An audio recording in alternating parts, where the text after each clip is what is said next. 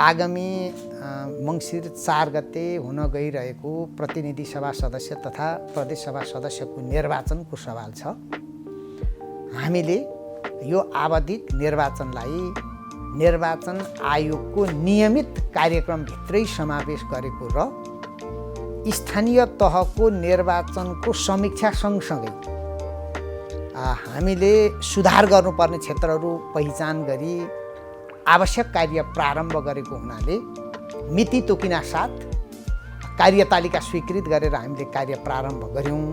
अहिले हामी समानुपातिक तर्फको निर्वाचन कार्यालय स्थापना गरेर आवश्यक कार्य प्रक्रिया अगाडि बढाइराखेका छौँ।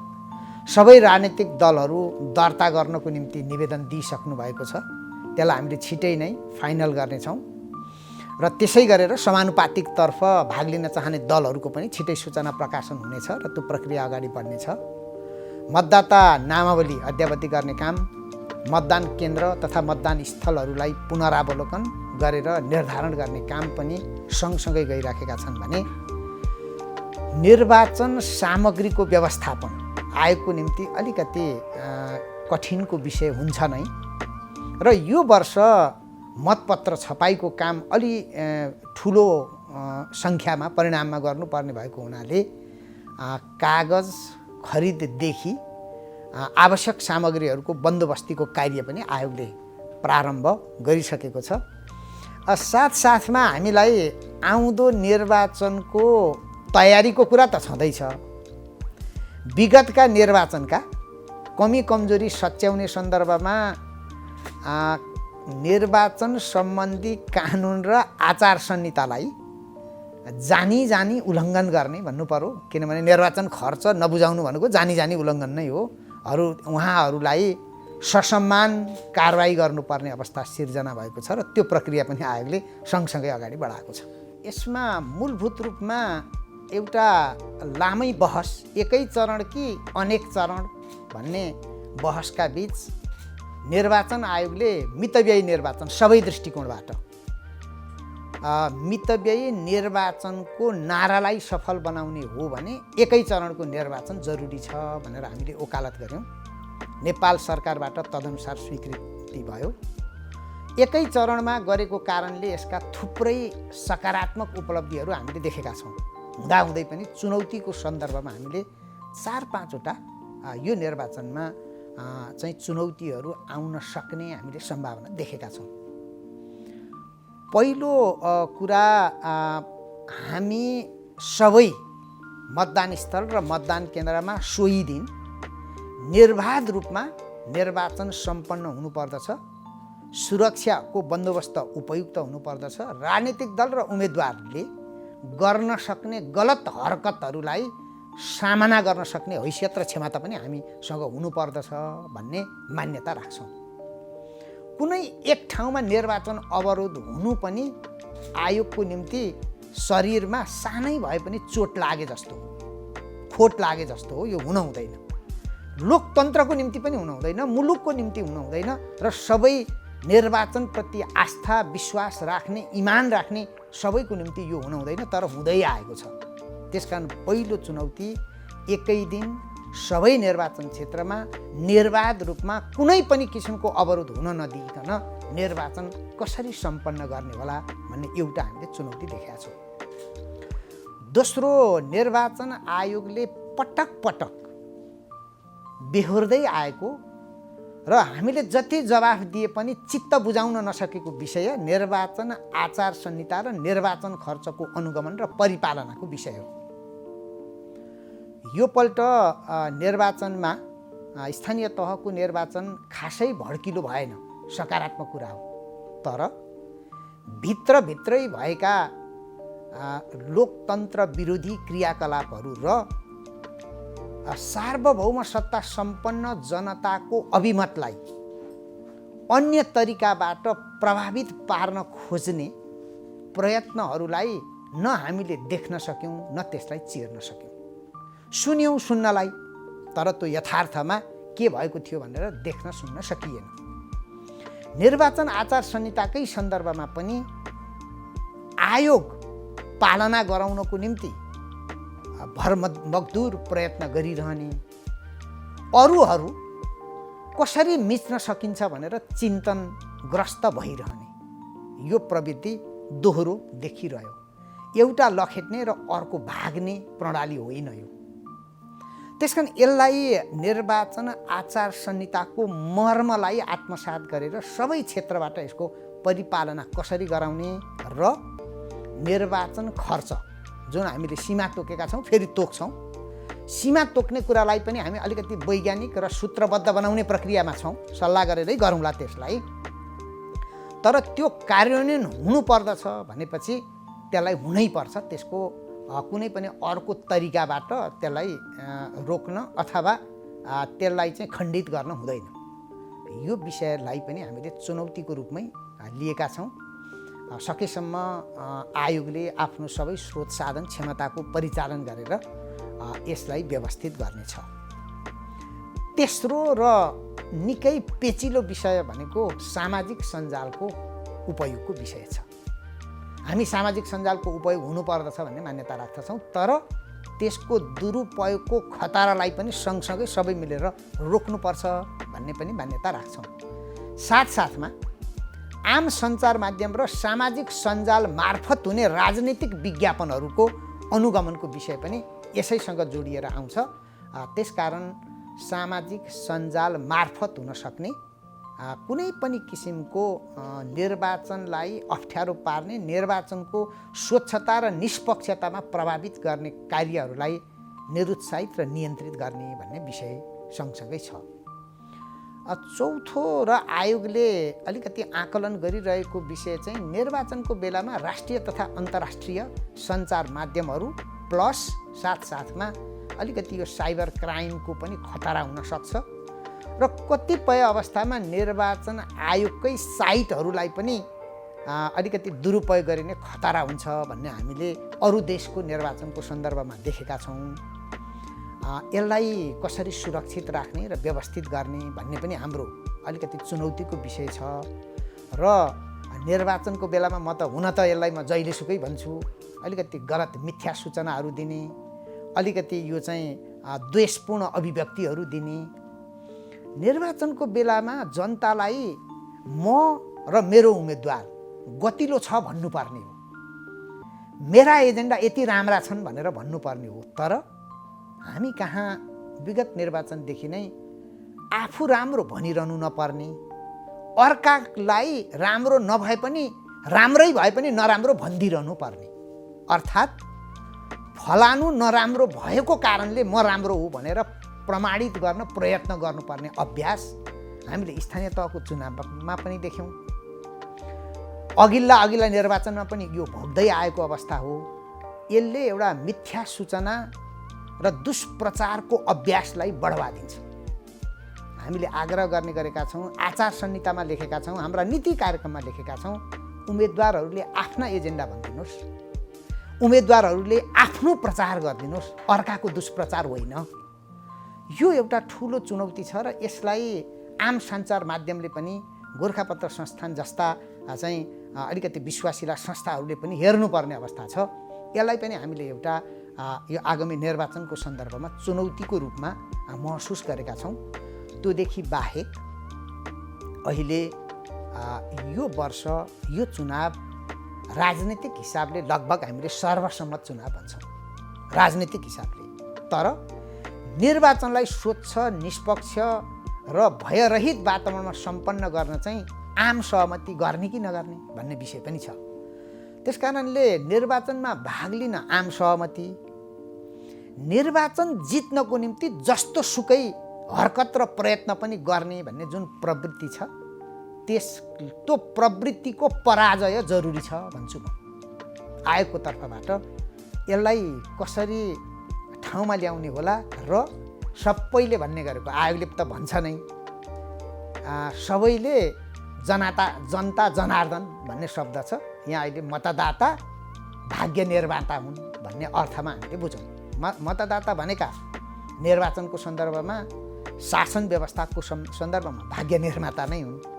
त्यसो यी सबै विषयलाई नजिकबाट निहालेर आफूमा निहित सार्वभौम सत्ताको प्रयोग आम नागरिक र मतदाताबाट कसरी हुन सक्ला, कसरी गराउन सकिएला, त्यो खाले प्रचार प्रसार कसरी पुर्याउन सकिएला, त्यो खाले मतदाता शिक्षा र निर्वाचन शिक्षाहरू कसरी लान सकिएला भन्ने पनि हामीले चुनौतीको रूपमा लिएका छौँ। यसको पहिलो अभ्यास भनेको हामीले निर्वाचन आचार संहिताको प्रयोग नै हो।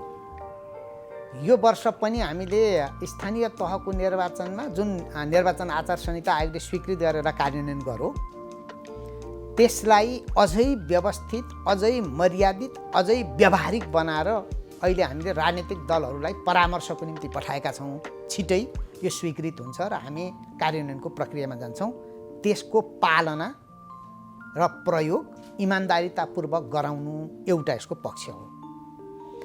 दोस्रो, मतदाताको सशक्तिकरणको पाटो अर्को सबभन्दा महत्त्वपूर्ण पक्ष हो। मैले अघि पनि भने सबै शक्ति मतदातामा, तर त्यो शक्ति छिन्न भिन्न गर्ने शक्ति उम्मेदवारमा, यस्तो परिकल्पना गरिएको विषय होइन।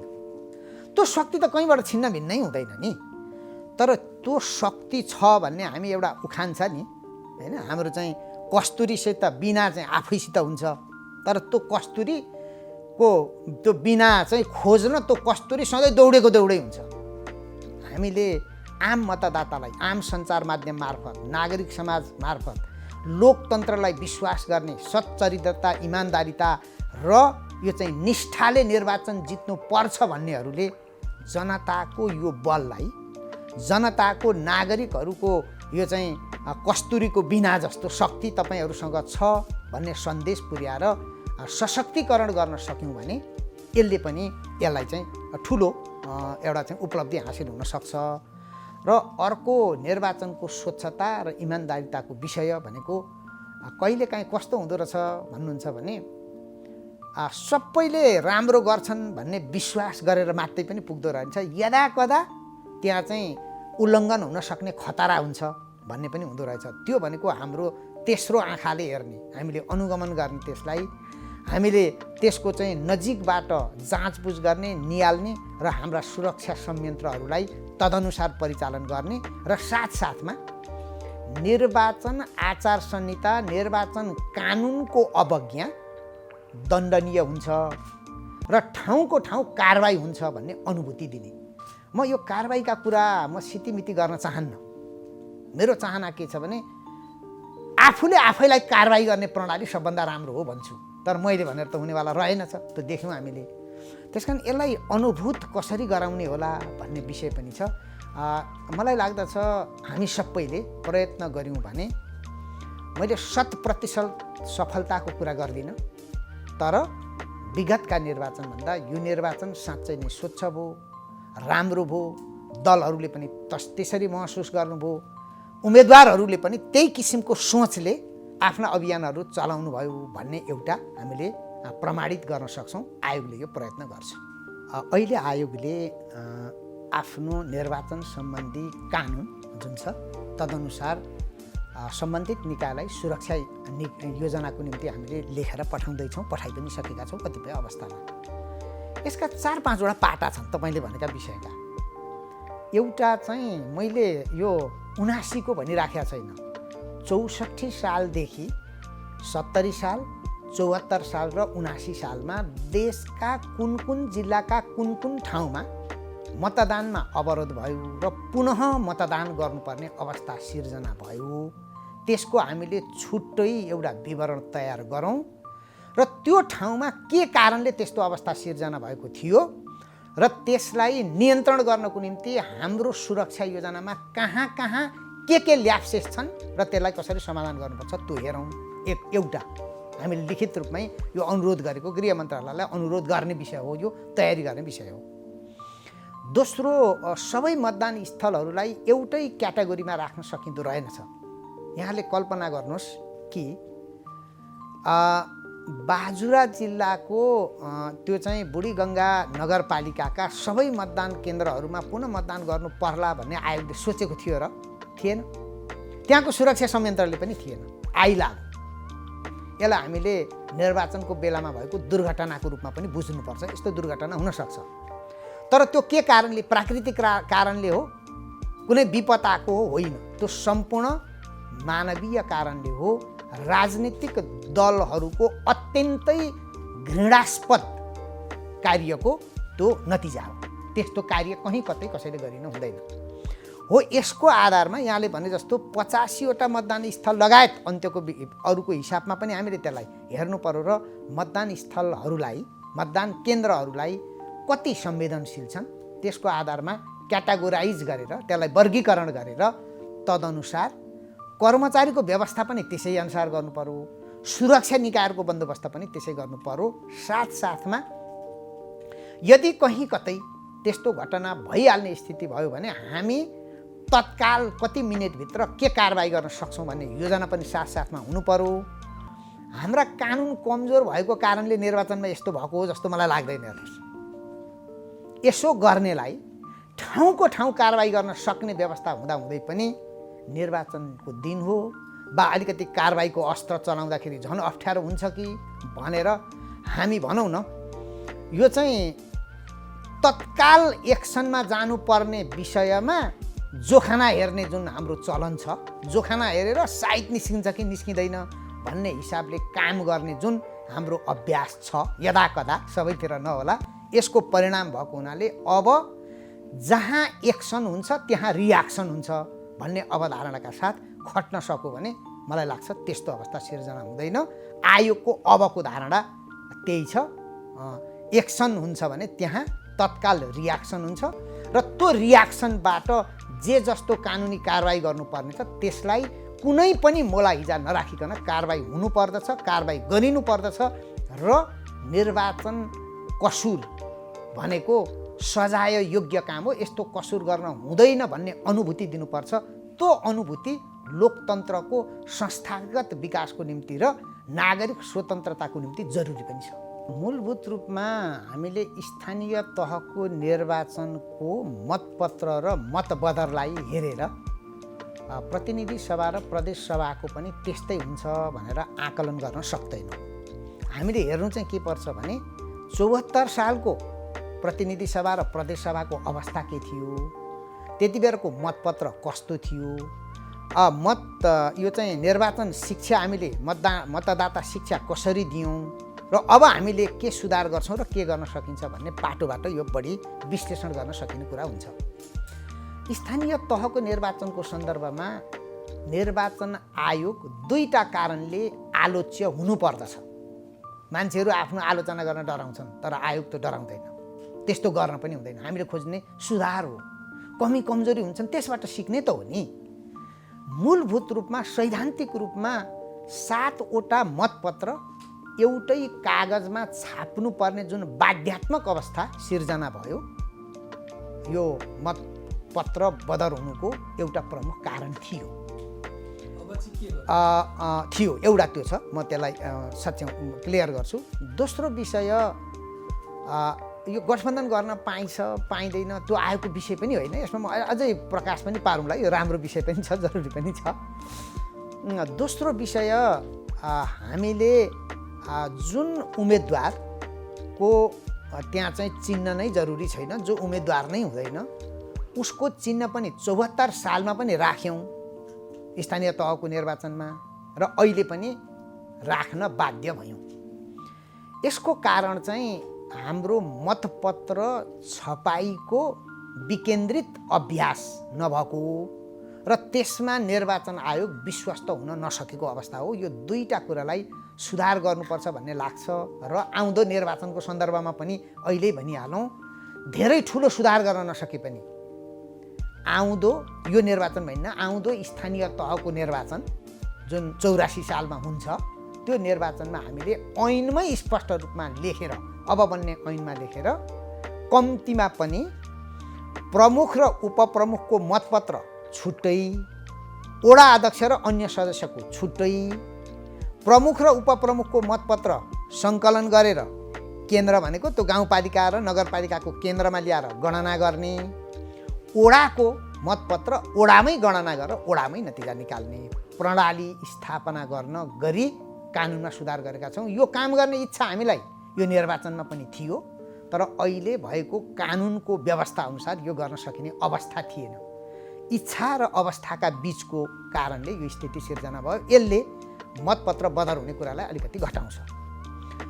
त्यसकारण अब आउँदो निर्वाचनको सन्दर्भमा स्पष्ट रूपमा सम्मानित सर्वोच्च अदालतको परामादेशयुक्त आदेश र 74 सालको अभ्यास समेतको आधारमा हामी पहिलो हुने निर्वाचित हुने प्रणालीतर्फका दुवै मतपत्रहरूमा जो उम्मेदवार हुनुहुन्छ उहाँहरूको मात्रै त्यहाँ निर्वाचन चिन्ह रहन्छ। साथसाथै एउटा मतपत्रमा एकजनालाई मात्रै छाप लाउने व्यवस्था गरिन्छ। स्थानीय तहको निर्वाचनमा त एउटा मतपत्र जुन छ एउटा कागजमा हामीले चाहिँ 7वटा मतपत्र 8 जनालाई भोट हाल्नुपर्ने भन्ने अवस्था थियो। यसमा यो कन्फ्युजनको स्थिति हुँदैन, छुट्टा छुट्टै हुन्छ।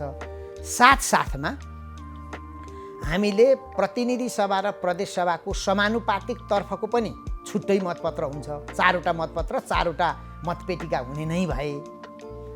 अब यो मतपत्र पनि हामी अब यो 9-10 गते भित्रमा कार्यालय स्थापना भइसकेको छ। अब सबै दलहरूलाई उहाँहरू जो निर्वाचनमा भाग लिनको निम्ति दर्ता हुनुभयो, अब उहाँहरूलाई हामी एउटा आह्वान गर्छौँ, समानुपातिक तर्फ को भाग लिन आउनुहुन्छ निवेदन दिनुहोस् भन्छौँ। जो समानुपातिक तर्फ बन्द सूची पेश गर्न तयार हुनुहुन्छ उहाँहरू मात्रै आउनुहुन्छ।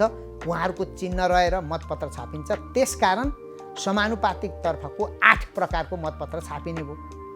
प्रतिनिधि सभाको 165 प्रकारको, प्रदेश सभाको 330 प्रकारको र समानुपातिक तर्फको 8 प्रकारको, 7वटा प्रदेशको 7 प्रकारको र यो चाहिँ प्रतिनिधि सभाको समानुपातिक तर्फको छुट्टै प्रकारको भनेर जम्मा 503 प्रकारका मतपत्र छापिन्छन् र एउटा मतपत्रमा एउटा चिन्हमा मात्रै मतदान गर्ने गरी आवश्यक निर्देशिका, कार्यविधि, प्रचार सामग्री मार्फत हामी मतदाता शिक्षा दिन्छौँ। त्यसकारण मेरो विश्वास के छ भने हामीले अलिकति बुझेर यसलाई मतदान गऱ्यौँ भने मतदानको प्रतिशत स्थानीय तहको जस्तो त हुँदैन, त्यो सम्भावनै भएन।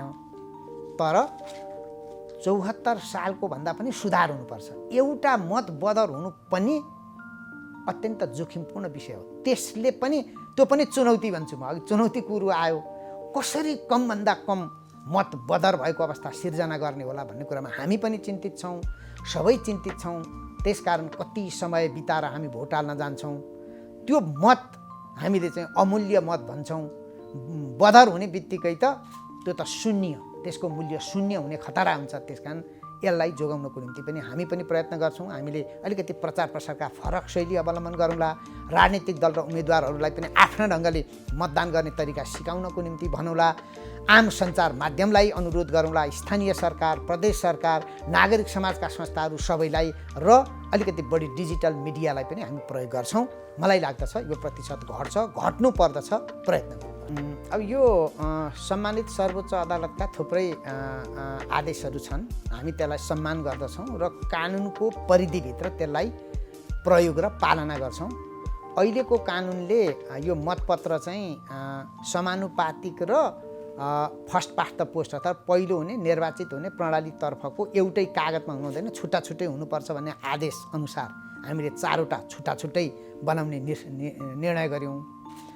2वटा परामादेशयुक्त आदेशहरू नो भोटको विषय र विदेशमा बस्ने नेपाली नागरिकहरूलाई मतदानका अधिकारको विषय अहिलेकै कानुनभित्र हामीले समावेश गर्न सक्ने अवस्था छैन। त्यसकारण हामीलाई भएको आदेश पनि के हो भने कानुन बनाएर भए पनि यसलाई गर्नु भन्ने आदेश नै हो। जस्तो केही मित्रहरूले बाहिर भन्नु पनि हुन्छ, अभियन्ताहरू बोल्ने पनि गर्नुहुन्छ। मलाई कहिलेकाहीँ लाग्छ उहाँ अभियन्ता नै अहिले आयुक्त भएको भए के गर्नुहुन्थ्यो होला भन्ने लाग्छ। तर म प्रश्न गर्ने ठाउँमा छैन, मैले उत्तर दिनुपर्दछ।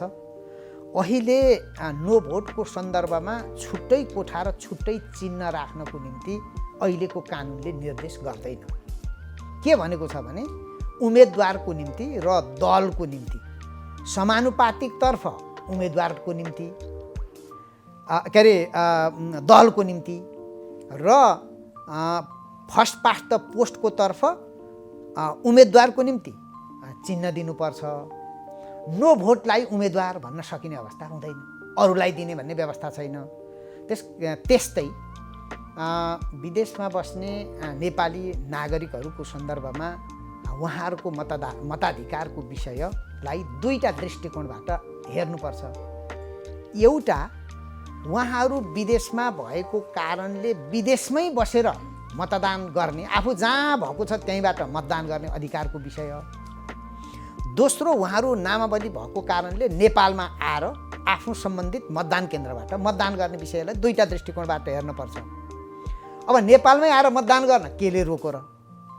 विदेशमै बसेर मतदान गर्ने भन्ने सन्दर्भमा भनौँ, मतदान गर्नको निम्ति मतदाता नामावलीमा नाम भएर मात्रै हुँदैन, मतदान गर्ने स्थल वा मतदान केन्द्र पनि तोकिनु पर्दछ।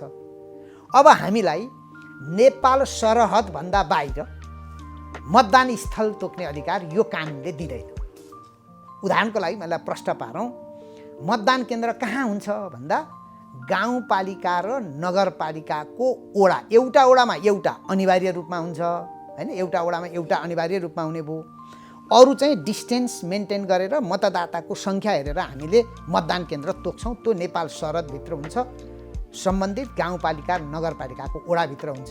अब आयोगलाई लागो भनेर अमेरिकाको कुनै सहरलाई नेपालको ओडा हो भन्न पाउँछ र? जापानको कुनै चाहिँ एउटा हाम्रा नेपाली नागरिकहरू बसोबास गरिरहेको ठाउँलाई होइन यसलाई नै एउटा ओडा बनाइदिएर दिइहाल्छु मतदान भन्न सक्छ र? त्यो त सक्दैन। तर यसप्रति आयोग संवेदनशील छ। यी दुईटै विषयहरू अहिले हामी नयाँ निर्वाचन कानुन तर्जुमा गर्दैछौँ, त्यसमा समावेश गर्छौँ र सुरुमा विदेशमा बस्ने नेपाली नागरिकहरूलाई बसेकै ठाउँबाट मतदाता नामावलीमा नाम दर्ता गर्ने अवसर दिन्छौँ। नभए यहीँ आउनुपर्ने अवस्था छ नि त। अहिले त अनलाइन भने पनि नेपालभित्रै अनलाइन हो, त्यसलाई हामीले व्यवस्थित गर्छौँ र त्यसपछि आउँदा निर्वाचनहरूमा त्यो अधिकारलाई क्रमशः कार्यान्वयन गर्दै जाने प्रतिबद्धता आयोगको छ। सम्मानित अदालतको आदेशलाई हामी शिरोधार्य गरेर तदनुसार काम गर्छौँ। यो निर्वाचन खर्चलाई एउटा साइजमा ल्याउनको निम्ति अघि मैले भने कानुन नियम पद्धति पालना गर्ने इमान्दार हुने हो भने त त्यति आत्तिनु परेन। तर कहीँ कतै बेइमानी हुन्छ भन्ने जान्दै गर्दा, त्यो बुझ्दै गर्दा कहाँ हुन्छ भन्ने सन्दर्भमा हामीलाई विभिन्न दलहरूबाट नै के सुझाव आयो भने जति निर्वाचन प्रचार प्रसारको अवधि लामो हुन्छ त्यति धेरै निर्वाचन खर्च बढ्दै जान्छ भन्नुभयो। कारण हामी प्रवेश गर्दैनौँ, जति लामो भए पनि हुँदैन नै भन्छौँ नि हामी त।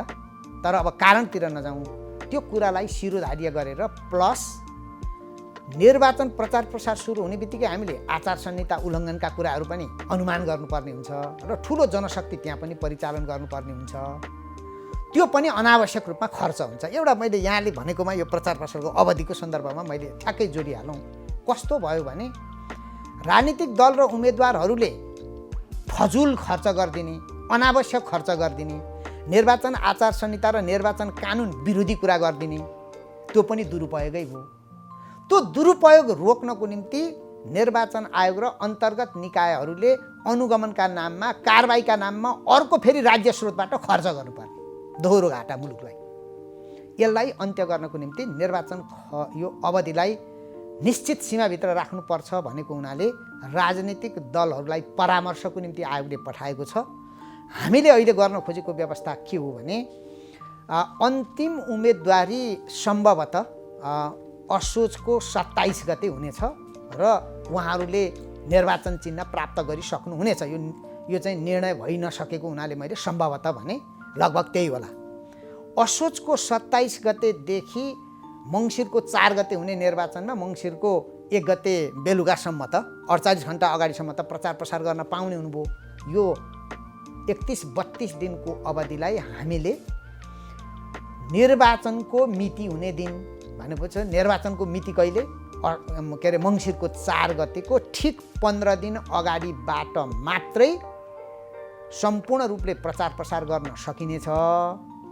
उम्मेदवारको अन्तिम नामावली प्रकाशित भए पनि जुलुस, आमसभा, कौडसभा, घर दैलो कार्यक्रम, विभिन्न किसिमका चाहिँ यो चाहिँ प्रचार प्रसारका चाहिँ कार्यहरू, सामाजिक सञ्जाल मार्फत गर्ने कार्यहरू र विभिन्न सञ्चार माध्यम मार्फत यो चाहिँ यो के भन्छ विज्ञापन दिने कार्यहरू लगायतका कामहरू गर्न निषेध गर्ने गरी आयोगले त्यो प्रक्रियालाई अगाडि बढाएको छ।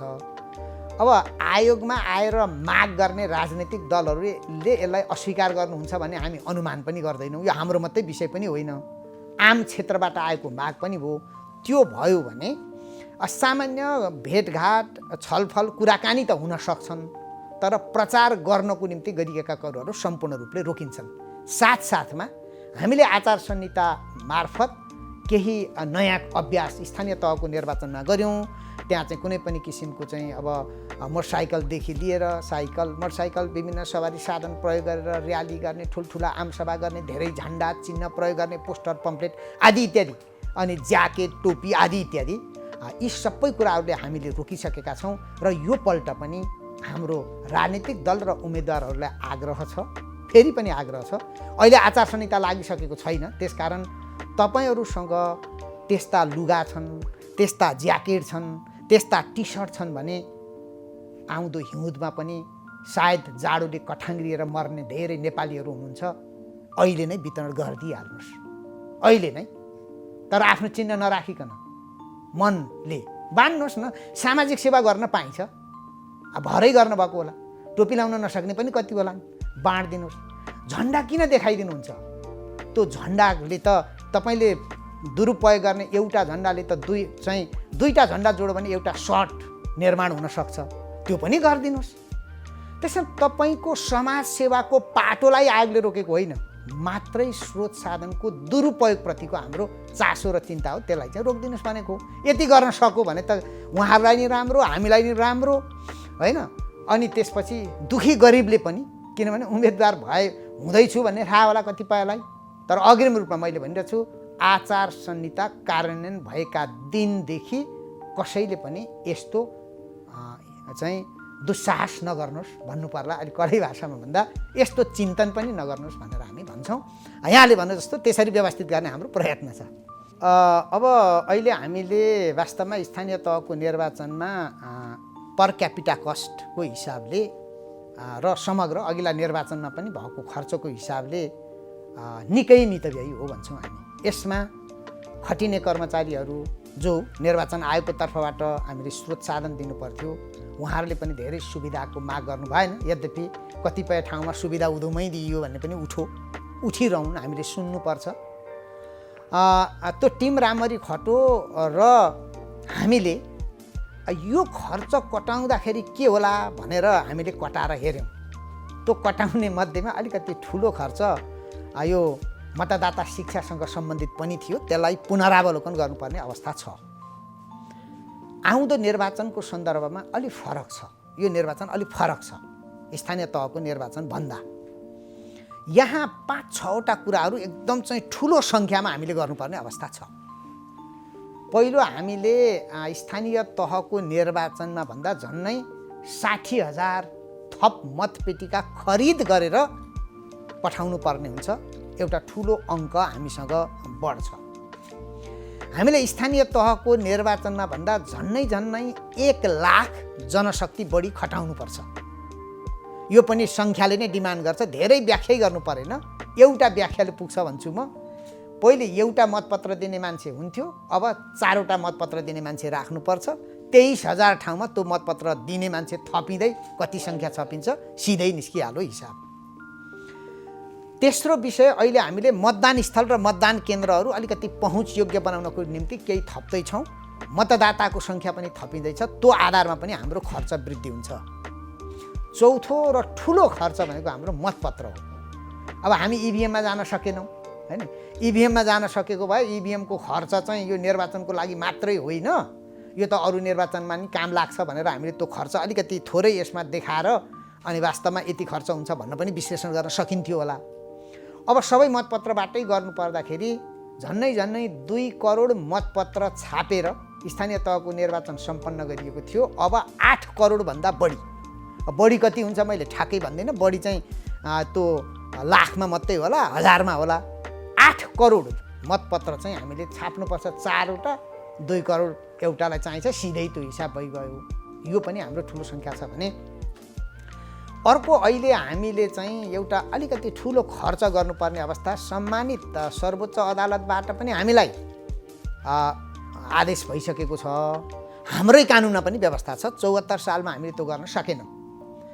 यो निर्वाचनमा खटिने कर्मचारीहरू, निजामती सेवाका कर्मचारीहरू, प्रदेश निजामती सेवाका कर्मचारीहरू, अरू पनि सेवामा खटिने कर्मचारीहरू, सुरक्षाकर्मीहरू, ब्यारेकमा बसिराखेका चाहिँ विभिन्न चाहिँ नेपाली सेना, सशस्त्र प्रहरी, नेपाल प्रहरीका चाहिँ सुरक्षाकर्मीहरू, कैदीबन्दीहरू यदि उहाँहरूको नाम पनि छ भने, र स्वीकृत प्राप्त वृद्ध आश्रममा रहेका आदरणीय हाम्रा ज्येष्ठ नागरिकहरू, उहाँहरूको पनि मत सङ्कलन गर्नु भन्ने हामीलाई आदेश छ। त्यो अधिकार हामीले प्रतिनिधि सभाको समानुपातिक तर्फ चाहिँ त्यो अधिकार प्रयोग गर्न दिने, प्रदेश सभामा पनि दिने भन्ने नै छ। तर प्रदेश सभाको हकमा केही प्राविधिक जटिलता छन्। अब हामीले नि प्रयत्न गर्दै जाने हो। सबै कुराहरू भनेअनुसार गर्नलाई आयोगलाई पनि कठिन हुन्छ। यद्यपि हामी पोजिटिभ छौँ, गर्छौँ। यो गर्दाखेरि पनि हामीले जनशक्ति, मतपेटिका लगायत जे मैले अहिले भनेको थियौँ त्यो चाहिँ बढाउनु पर्ने हुन्छ। र लगत्तै स्थानीय तहको भन्दा अहिलेको ठ्याक्कै हामीलाई अप्ठ्यारो पर्ने अर्को खर्च 15% त सबैको तलब बढेको छ। कर्मचारीलाई त्यही स्केलमा अनुसारको सुविधा दिन्छु भनिसकेपछि अहिले अलिकति कम भयो, यो वृद्धि प्रतिशत नखाइदिनुहोस् भन्न सक्ने हैसियत आयोगसँग छैन। यसले गर्दा हाम्रो केही खर्च बढ्ने अवस्था स्वाभाविक रूपले छ। त्योदेखि बाहेक अहिले हाम्रो चाहिँ यो आइटी सेक्टर, हाम्रो सूचना प्रविधिको सेक्टर अत्यन्त यो चाहिँ सङ्कटापन्न अवस्थामा छ। हामीसँग लाइसेन्स छैन। यसको चाहिँ रेगुलरली हामीले चाहिँ ओपन डेटा सोर्स प्रयोग गरिराखेका छौँ र यसका 10 वर्ष अगाडि किनिएका, खरिद गरिएका जुन इनरोलमेन्ट किटहरू छन् यी सबै अब धान्न सक्ने अवस्थामा छैनन्। यही निर्वाचनको अवधि पारेर हाम्रो सबैभन्दा ठुलो सम्पत्ति भनेकै त्यही तथ्याङ्क हो, त्यही मतदाता नावली हो, त्यही चाहिँ हाम्रा मतदाताहरूको चाहिँ बायोमेट्रिक र फोटो हो। त्यसलाई जोगाउनको निम्ति पनि अहिले यही निर्वाचनको अवसर पारेर हामीले केही प्रबन्ध गर्नुपर्ने अवस्था छ। यसले गर्दा चाहिँ एउटा दिगो रूपमा खर्च बढ्ने कुरा हो। यो चाहिँ यही निर्वाचन लक्षित होइन, तर निर्वाचनको समयमा हुने भइसकेपछि निर्वाचनसँगै जोडिने भएको हुनाले अलिक बढी खर्च देखिए तापनि हामी छियै भन्ने ढङ्गले खर्च गर्दैनौँ।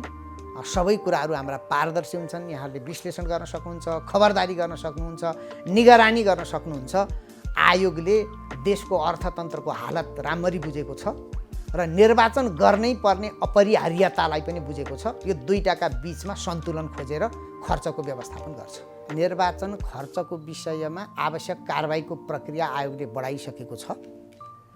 त्यसलाई यो निर्वाचनभन्दा अगाडि नै एउटा निष्कर्षमा पुर्याएर निर्वाचन आचार संहिता र निर्वाचन कानुनको अवज्ञा गर्नेहरू आउँदो निर्वाचनमा सहभागी हुनको निम्ति अयोग्य हुन्छन् भन्ने एउटा मानक निर्वाचन आयोगले स्थापित गर्छ। एक। दोस्रो, निर्वाचन सम्बन्धी कानुन, खास गरेर यो चाहिँ राजनीतिक दल सम्बन्धी कानुनमा भएका केही प्रावधानहरू, त्यो मात्रै होइन, तपाईँले भन्ने भन्दा अरू धेरै पनि चाहिँ 8-9वटा विषयमा नै हामीले पटक पटक राजनीतिक दलको ध्यान आकर्षण गराएका छौँ। समयमा विवरण नबुझाउने मात्रै होइन, आफ्नो विवरण के छ भने थाहा नपाउने पनि दल हुँदा रहेछन्। मैले यदि राजनीतिक दलहरूले अन्यथा ठान्नुहुन्न भने गोरखापत्र संस्थान जस्तो एउटा जिम्मेवार संस्थाका तपाईँ साथीहरूसित बसिराखेका छु। मैले एउटा भाषा मलाई अहिले आयो।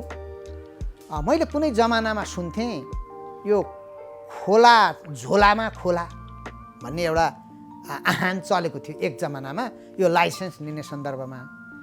अहिले आयोगमा आएर मैले अर्को के महसुस गरेको छु भने झोलाभित्र दल भन्ने अर्को अभ्यास मैले चाहिँ यहाँ देखेको छु।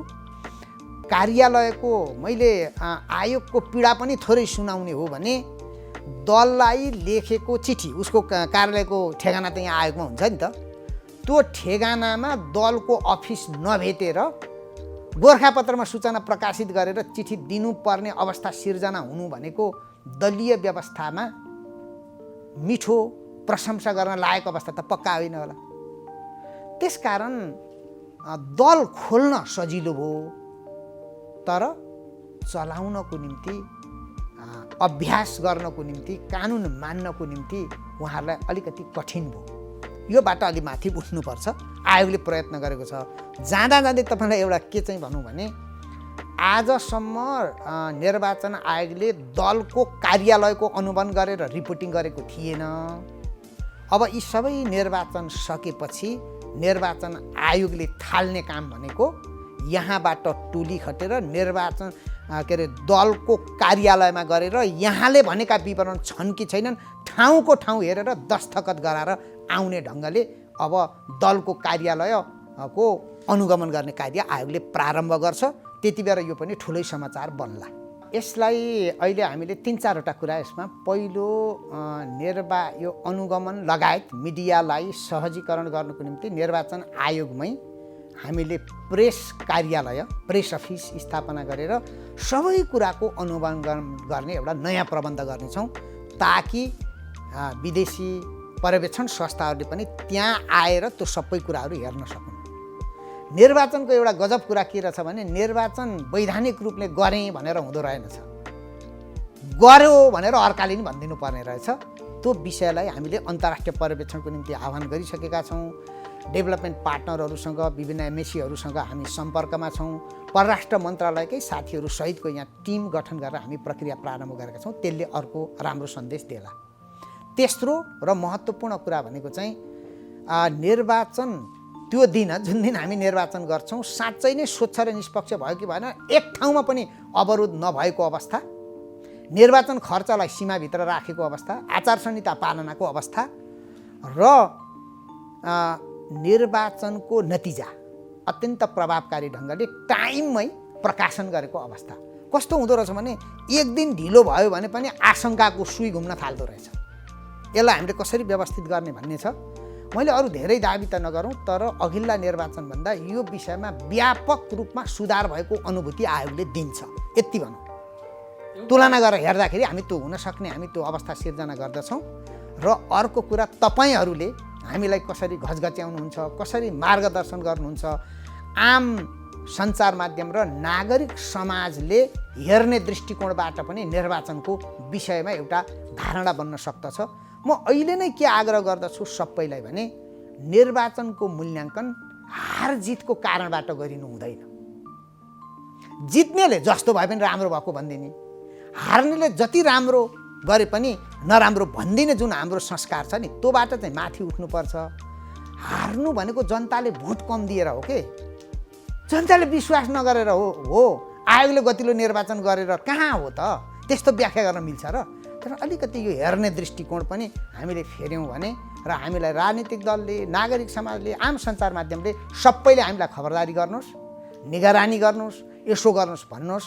हाम्रो एउटै, मैले भन्दाखेरि कहिलेकाहीँ यो अलिकति स्ट्रेस दिएर भन्नुपर्ने हुन्छ, निर्वाचन आयोगको अर्जुन दृष्टि यो निर्वाचनलाई स्वच्छ, स्वतन्त्र, निष्पक्ष र विश्वसनीय, वैधानिक त यसै हुन्छ, तर वैधता, लेजिटिमेसी पनि यसको कायम गर्ने गरी गर्ने नै हो। यसलाई हामीले यी सबै कुराहरूको बन्दोबस्त गर्ने गरी नयाँ मतदान स्थल र नयाँ मतदान केन्द्रहरू बनाउनको निम्ति भनेर हामीले पत्राचार पनि गरिसकेका छौँ। र स्थानीय सरकार हामीले उपयोग गर्ने भनेको स्थानीय सरकारको सम्पत्ति हो, संरचना हो। र हाम्रा कानुनले पनि कुनै पनि पूर्वाधार निर्माण गर्दा त अपाङ्गता मैत्री हुनुपर्छ भन्ने हाम्रा कानुन नै छन्। ती कानुनको पालना गरेर ती क्षेत्रहरूलाई तदनुसारको बन्दोबस्त गर्नको निम्ति अनुरोध गरेका छौँ। केही ठाउँहरूमा नमुनाको लागि हामीले आफैले पनि केही प्रयत्न गर्छौँ। साँच्चै नै अपाङ्गता मैत्री, ज्येष्ठ नागरिक मैत्री, महिला मैत्री, यो चाहिँ मतदान केन्द्र कस्तो हुँदो रहेछ भनेर केही ठाउँमा। तर अब यो 22,000 मतदान केन्द्र अथवा झन्नै 11,000 मतदान स्थलमा त्यो ठुलो खर्च गरेर आयोगले त्यो काम गर्न सक्दैन। यसलाई स्थानीय सरकारलाई जिम्मेवार बनाइनु पर्दछ। हाम्रो प्रयत्न त्यही छ। अब यो निर्वाचन कानुन भनेको वास्तवमा देशको शासन व्यवस्थालाई दिशानिर्देश गर्ने कानुन हुँदो रहेछ। त्यस कारण सबैको चासो भयो, यो अत्यन्त सकारात्मक छ। हामीले आयोगले चाहिँ उठेका सबै सवालहरू सम्बोधन गर्ने गरी त्यो कानुनको तर्जुमा गरिसकेका छौँ। अब यसलाई कहिले पठाउने भन्ने विषय मात्रै छ। अब यो निर्वाचनमा यो कानुन प्रयोग गर्न ने अवस्था रहेन। तर सबैले भनेका अन्तर्राष्ट्रिय अभ्यासमा परेका आयोगले अनुभूत गरेका विषयवस्तुहरू समेटेर त्यो कानुन तर्जुमा भएर जान्छ। संसदले त्यसै गरी एक्सेप्ट गरिदियो भने मलाई लाग्छ यतिको कानुन निर्वाचन कानुन बनेको थिएन र अब 20-25 वर्ष बन्नु पनि पर्दैन भन्ने अनुभूति हुन्छ। निर्वाचनलाई सम्पन्न गर्ने मुख्य दायित्व निर्वाचन आयोगको भए पनि निर्वाचन आयोगको नेतृत्वमा सबैको उत्तिकै दायित्व र जिम्मेवारी हुन्छ भन्ने आयोगको बुझाइ छ। निर्वाचनलाई प्रभावकारी ढङ्गले सम्पादन गर्नको निम्ति जो जहाँ जहाँ हुनुहुन्छ आफ्ना क्रियाकलापहरूलाई निर्वाचन केन्द्रित गरिदिनुहोस्। आफ्नो जीवनशैली र दिनचर्यालाई निर्वाचनमुखी बनाइदिनुहोस् र निर्वाचनलाई असर पर्ने कुनै पनि काम जानेर वा नजानेर पनि नगरिदिनुहोस्। नजानेर गर्नुभयो भने भोलिपल्ट सच्याइदिनुहोस्। सबै मिलौँ र यो निर्वाचनलाई स्वच्छ, स्वतन्त्र, निष्पक्ष, विश्वसनीय र भयरहित वातावरणमा सम्पन्न गरौँ। लोकतन्त्र र यो संविधानको कार्यान्वयनको निम्ति यो अर्को ठुलो उपलब्धि हुनेछ। म यही नै आग्रह गर्छु।